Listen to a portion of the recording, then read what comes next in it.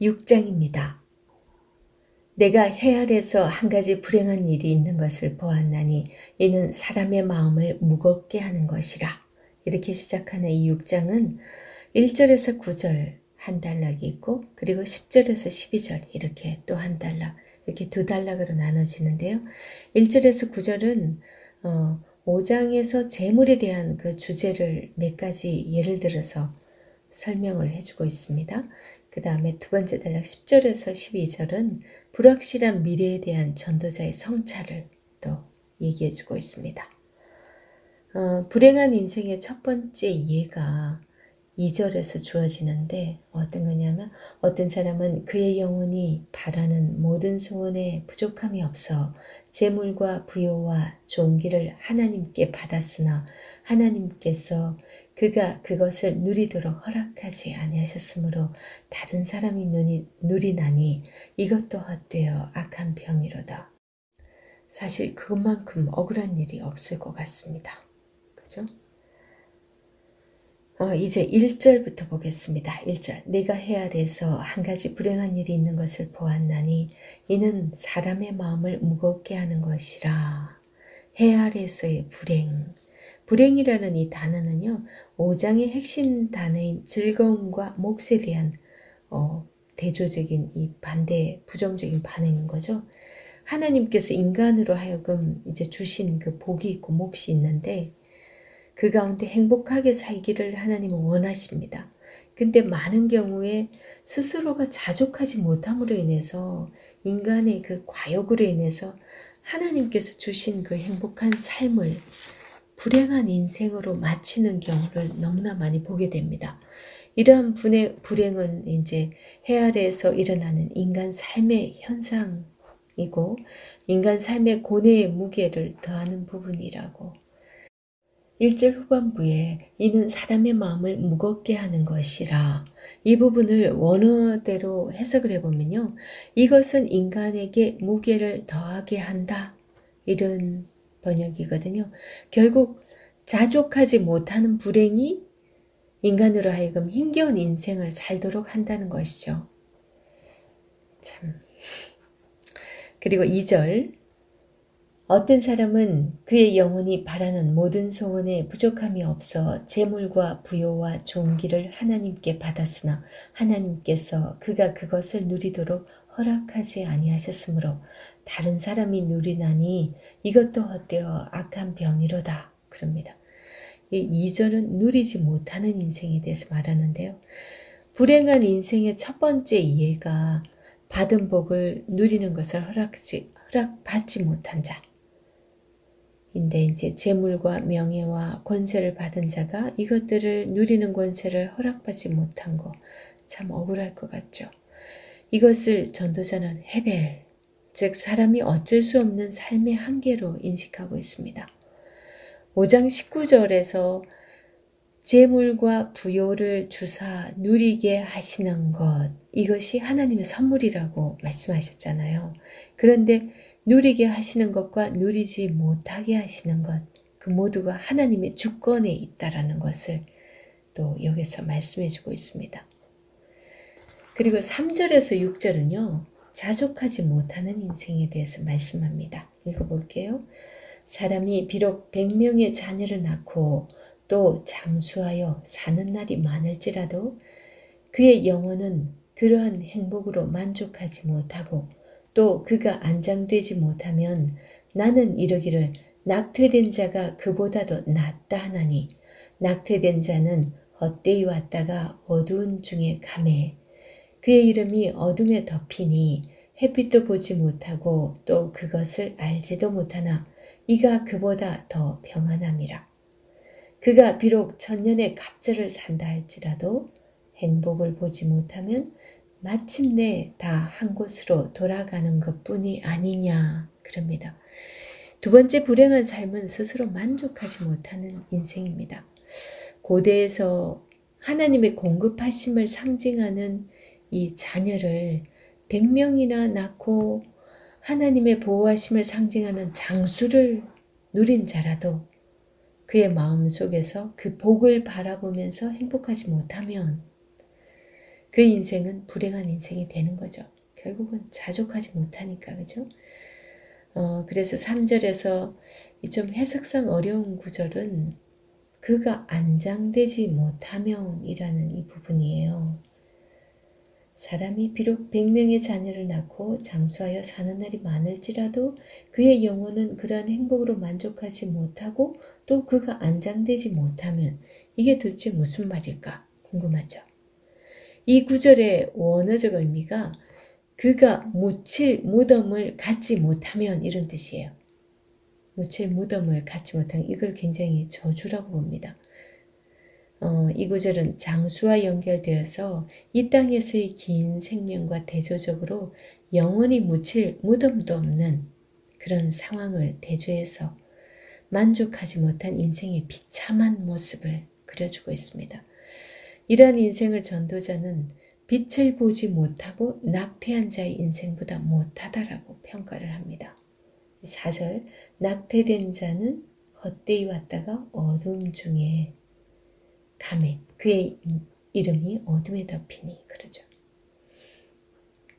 낙태된 자의 인생을 헤벨로 말하면서 이러한 자들의 인생은 우리가 알지 못하는 계획과 방식으로 왔다가 다시 알지 못하는 어둠의 곳으로 가기 때문에 그의 존재를 우리는 알지 못한다라고 합니다. 낙태된 자의 존재를 설명하면서 전도자는 어둠과 빛, 아는 것과 알지 못하는 것 이런 두 개념을 서로 대조시키고 있죠. 그리고 결국 인생의 의미라는 측면에서 보면 낙태자는 오고 간 것 외에 큰 의미가 없다. 그냥 왔다 갔다 그밖에 없다라는 거죠. 이런 낙태된 자의 인생을 전도자는 만족하지 못하는 자의 인생과 비교를 합니다.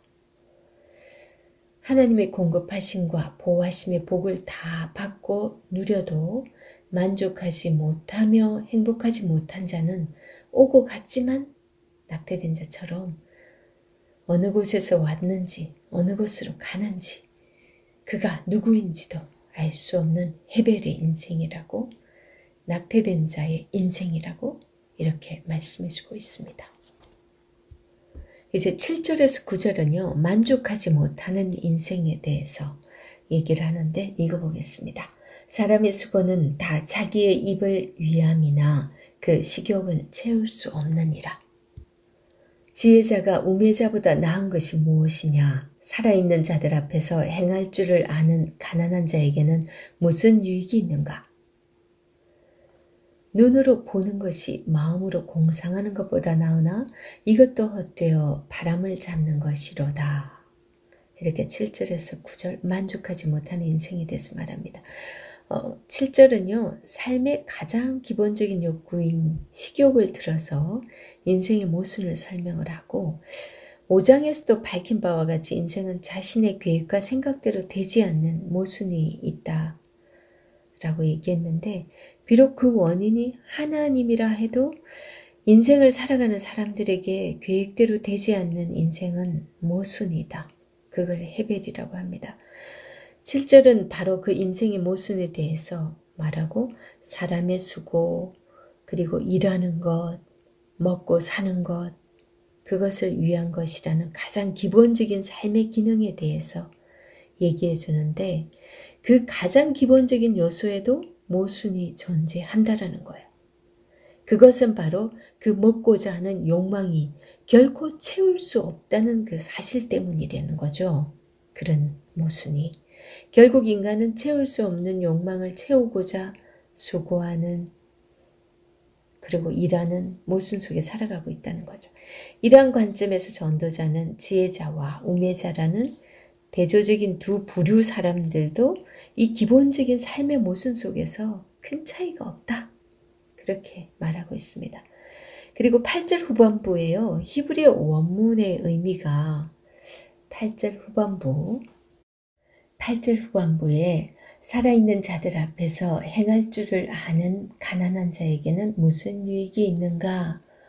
이 말이 조금 굉장히 좀 어렵죠. 이 부분을 히브리어 원문으로 보면요. 가난하나 인생을 어떻게 살아야 하는지를 아는 자가 삶에서 무슨 유익을 얻을 수 있는가, 이런 의미예요.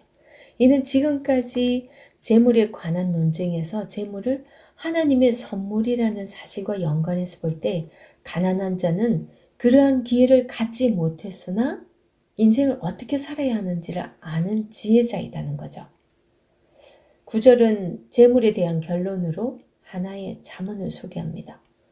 눈으로 보는 것이 마음으로 공상하는 것보다 낫다. 이런 잠언은 실제로 소유한 것이 비록 작을지라도 날마다 큰 것을 공상하며 꿈만 꾸고 사는 것보다는 낫다라는 거죠. 실질적인 자족에 대한 가르침을 주고 있습니다. 그런데 이것도 헛되어 바람을 잡으려는 것이다. 라는 이 구절은 전도서에서 인생을 묘사하기 위해 계속적으로 이렇게 간간히 사용하고 있습니다.